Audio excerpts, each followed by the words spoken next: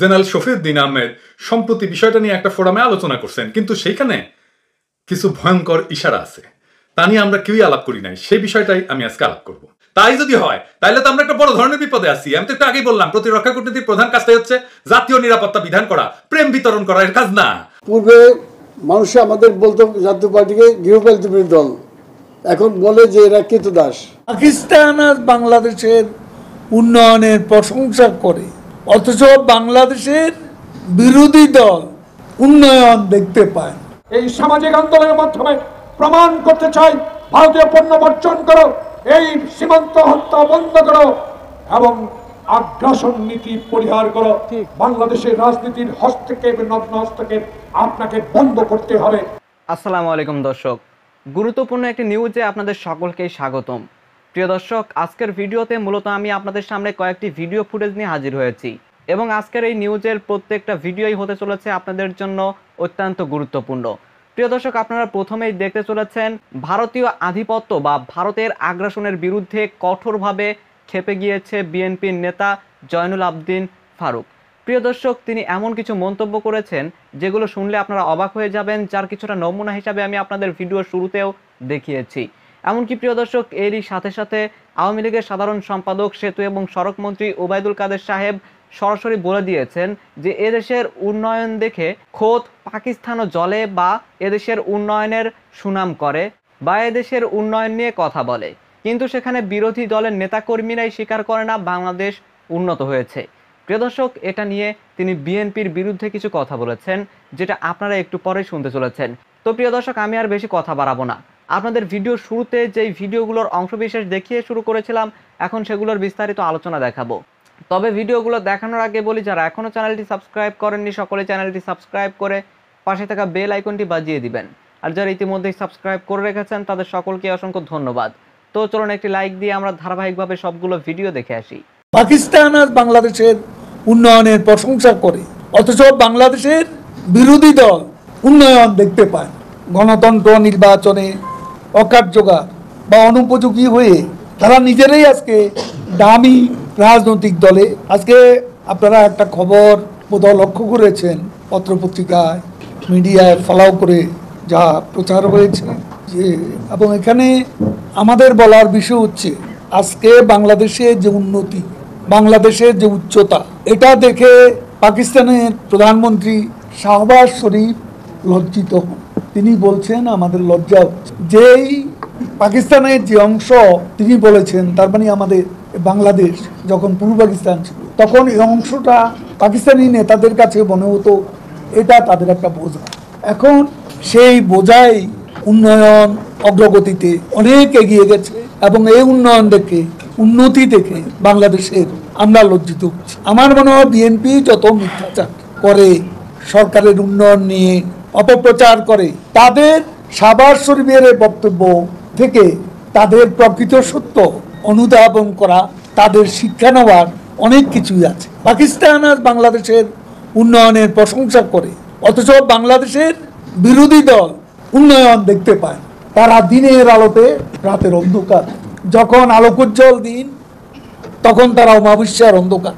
দেশের উন্নয়ন নিয়ে এত হীন মনোবৃত্তির পরিচয় তারা দিচ্ছে এবং পাকিস্তানের প্রধানমন্ত্রীর বক্তব্য থেকে তাদের বাস্তবটা বোঝা উচিত। আজকে তারা কথায় কথায় দামি নির্বাচন বলে, কিন্তু বিএনপি গণতন্ত্র নির্বাচনে অকার্যকর বা অনুপযোগী হয়ে তারা নিজেরাই আজকে দামি রাজনৈতিক দলে পরিণত হয়ে তারা মনে করেছিল বিএনপি অংশ না নিলে সরকার বৈধতা পাবে না, কিন্তু ঘটনা ঘটেছে তার বিপরীত। নির্বাচন বিরোধী কর্মকাণ্ড অব্যাহত রাখার পরও সকল বাধা অতিক্রম করে দ্বাদশ জাতীয় সংসদ নির্বাচনে জনগণ স্বতঃস্ফূর্তভাবে ভোট প্রদান করেছে। সুষ্ঠু, শান্তিপূর্ণ, প্রতিদ্বন্দ্বিতাপূর্ণ নির্বাচন হয়েছে।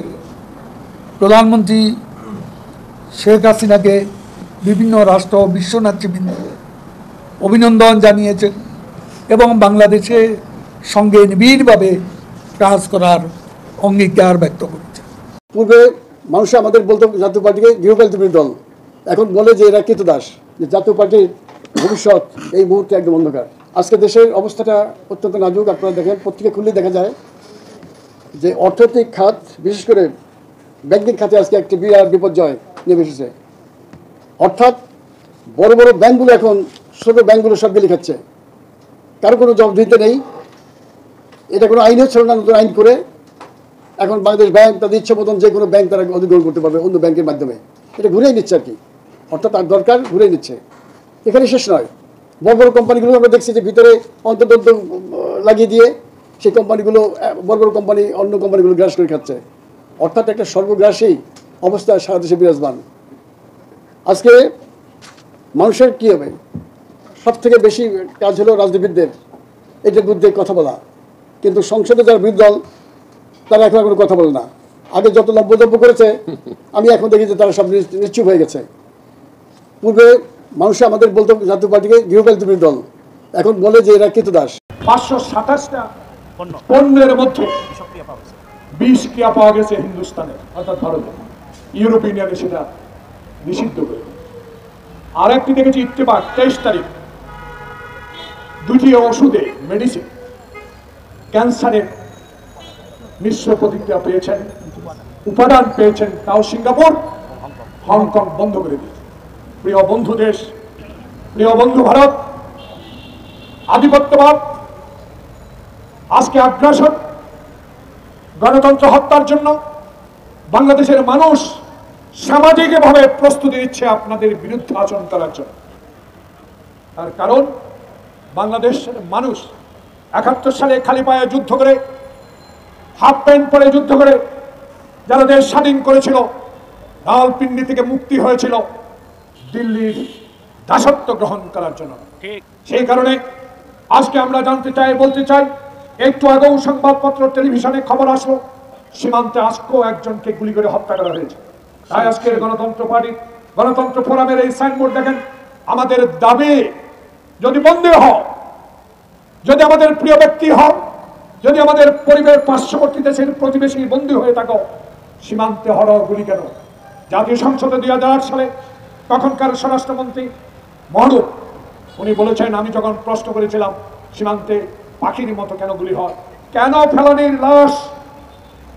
ফেলানির লাশ তার কাটা ঝুলিয়ে রাখা হয়, তখন স্বরাষ্ট্রমন্ত্রী উত্তর দিয়েছিল এবং তৎকালীন আওয়ামী লীগের সাধারণ সম্পাদক বলেছিল এইভাবেই চলতে থাকবে।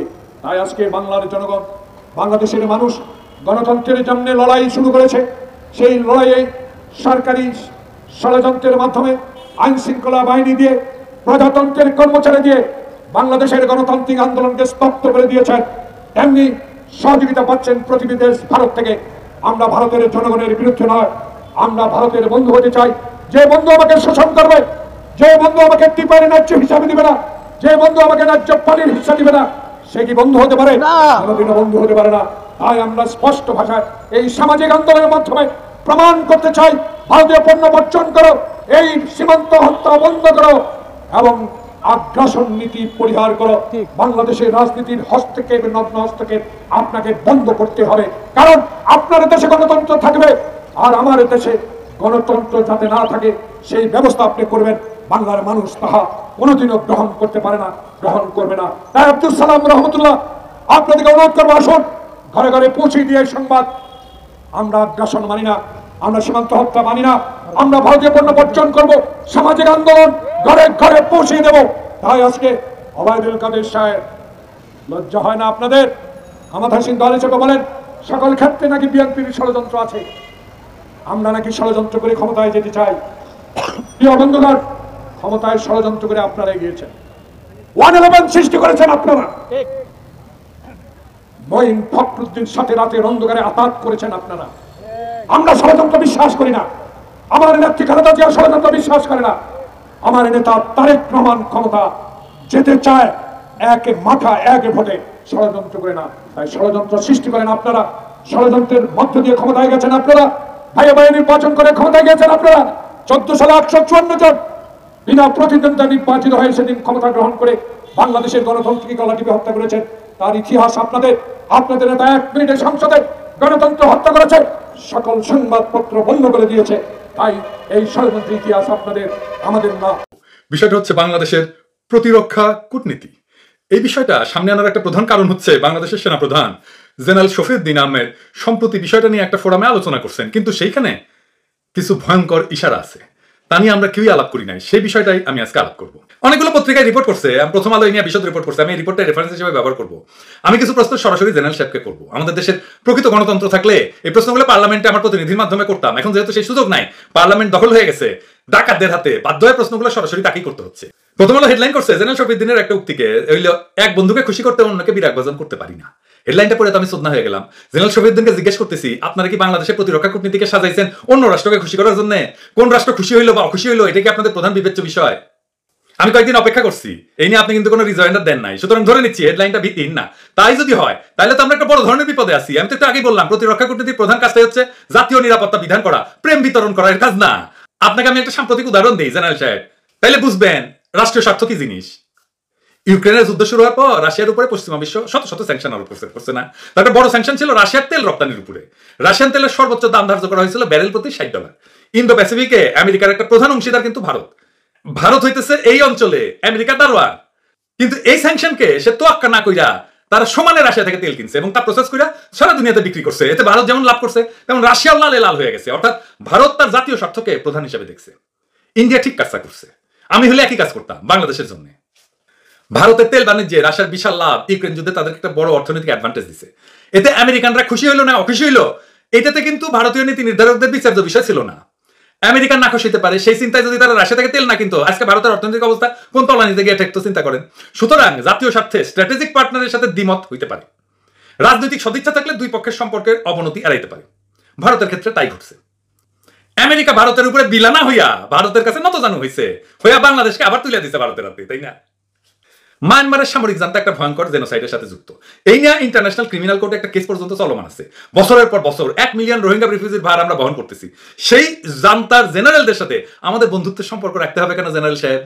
বাংলাদেশের ইতিহাসে এটা ছিল আমাদের উপর একটা বিশাল আক্রমণ, একটা বড় ধরনের শত্রুতামূলক আচরণ। আপনারা সেই জান্তার সাথে যোগাযোগ রাখার চেষ্টা করছেন এতগুলো বছর ধরে। এই ক্রিমিনাল বর্মি জেনারেলদের উপরে স্যাংশন দিল আমেরিকা, আর আমরা তাদেরকে প্রেম বিতরণ করে যাচ্ছি। এই নতজানু নীতি রোশন করে একজন রোহিঙ্গা রিফিউজিকে কি আপনারা ফেরত পাঠাতে পারেন নাই? তাহলে লাভ হয়েছে কি? কোনো লাভ হয় নাই। আমি যদি বলি এই বিষয়ে আপনাদের কোনো ধরনের প্রতিরক্ষা কূটনীতি নাই, তাহলে কি খুব মন্দ বলা হবে? জিনিসটা কি জানেন জেনারেল সাহেব? রোহিঙ্গা সংকটের শুরু থেকে ভারত সম্পূর্ণভাবে মায়ানমারের জান্তার সাথে আছে, আমাদের সাথে না। কেবলমাত্র ক্ষমতা ধরে রাখার জন্য বাংলাদেশের অবৈধ কাটাল রানী ফ্যাসিস্ট খুনি হাসিনা রোহিঙ্গা বিষয়ে ভারতের অঙ্গুলি হেলনে চলতেছে। যারা আমাদের বিরুদ্ধে এত বড় একটা অপরাধমূলক কাজ করলো, আমাদের সেনা ব্যক্তিত্বরা যদি সেই বর্মি জেনারেলদের রেজিস্ট না কইরা উল্টা তাদের সাথে ডাইনিং চালায় যেতে চায়, তাহলে তারা আমাদেরকে নপুংসক ছাড়া আর কি ভাববে? আপনার পূর্বসূরি ওই যে ক্রিমিনাল পরিবারের অন্যতম সদস্য হাসিনা নিযুক্ত সেনাপতি মোটা আজিজ যখন মিয়ানমারের জেনারেলদের সাথে ঘষাঘষি করতে যে নেপিত যাইতো, তখন আমার এই প্রশ্নটাই মনে থাকতো। প্রশ্নটা এখন আপনার কাছে রেখে গেলাম। কেবল রোহিঙ্গা ইস্যুই না, বরঞ্চ বাংলাদেশের পুরা ডিপ্লোমেসি অবৈধ হাসিনা ভারতের হাতে তুলে দিচ্ছে। জেনারেল সাহেব, আপনি তো নিজেই দেখছেন চোখের সামনে বাংলাদেশের অবৈধ শাসক গোষ্ঠীর প্রতিনিধিরা গলা চড়াই বলতেছে ভারত যদি আমেরিকাকে বাংলাদেশে থামায় না দিত তাহলে তো তারা ক্ষমতায় থাকতে পারতো না, বলতেছে না? অর্থাৎ ভারতের এই অবৈধ রেজিম তার সবচাইতে গুরুত্বপূর্ণ প্রশ্ন তাদের অস্তিত্ব রক্ষা করতে গিয়া ভারতকে কন্ট্রাক্ট দিয়ে দিল যাতে আমেরিকা 7ই জানুয়ারির নির্বাচনী প্রহসনে ঝামেলা না করে। আমাদের মূল ডিপ্লোমেসি চলে গেল সেগুন বাগিচার হাত থেকে দিল্লির সাউথ ব্লকের হাতে।